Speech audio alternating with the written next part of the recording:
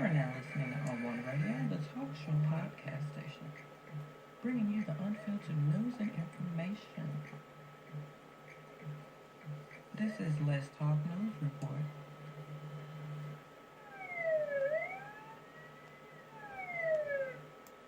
Welcome. I'm your host, Tony Williams, and this is the Let's Talk News Report. Okay, so with everything that we have going on, there's always one more story. And this one is could be upsetting for a lot of people. And there are people who just don't give a shit. But anyway, here's the story. Now we have this teen sentenced to life. Like, who's sentencing teens to life? Now, a Compton man who has spent nearly 2 decades in prison for a gang-motivated shooting will be released from San Quentin prison next week, after attorneys in Los Angeles prosecutors engineered his release and questions about the evidence used to convict him. Now, there should be a lot more of that. I'll stop and say that.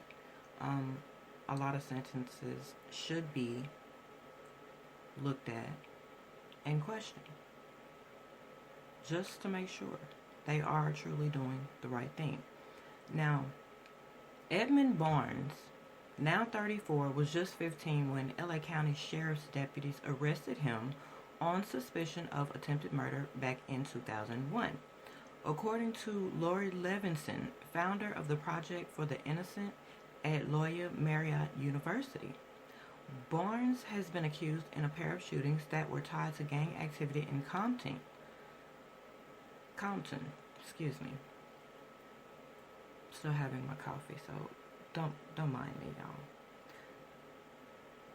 But he was convicted in only one case. Still, he was sentenced to 40 years to life in prison in a case that it was just on the testimony of one shooting victim who identified him. Now, Barnes, whose father died in a gang shooting when he was just 6 months old, has long maintained he was at home with his mother at the time the gunfire rang about. Now, it was said that he was a nice kid. He was never a member of a gang, in part because his mother really watched carefully over him. Now, lawyers with the Project for the Innocent took on Barnes' case approximately 6 years ago, after the victim in the case acknowledged Barnes may not have been the shooter. But as the virus continued to wreak havoc in jails and prisons, the case took on new urgency. Barnes suffers from sickle cell disease and was considered high risk if he contracted the virus.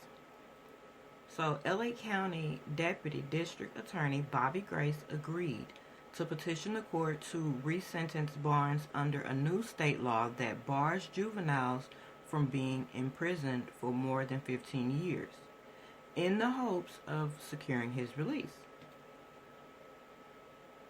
Barnes did contract the virus while in San Quentin, but he has since recovered. Now, a judge approved Barnes' release on that Friday morning, and he is expected to be sent home by the end of the week.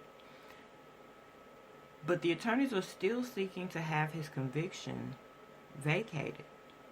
Though it is unclear whether prosecutors will oppose that motion, Grace could not immediately be reached for comment. Levinson declined to discuss other evidence that might lead a court to vacate Barnes' conviction.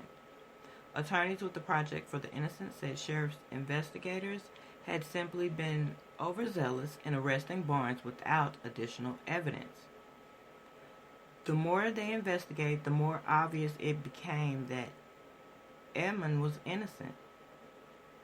Now, that's what attorney Mike Peterson said in a statement.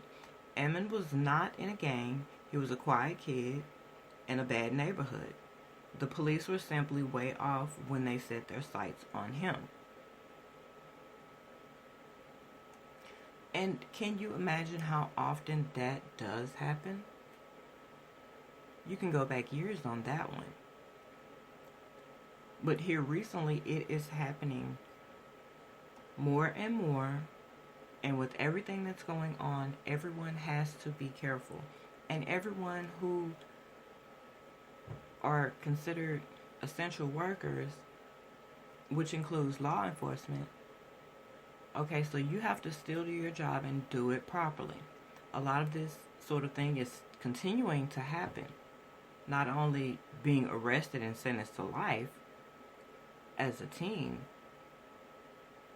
but we're losing lives without ever setting foot in a prison.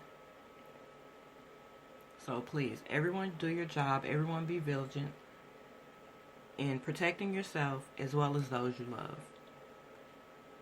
And just keep in mind that you have the best protection you can have when you can record your surroundings.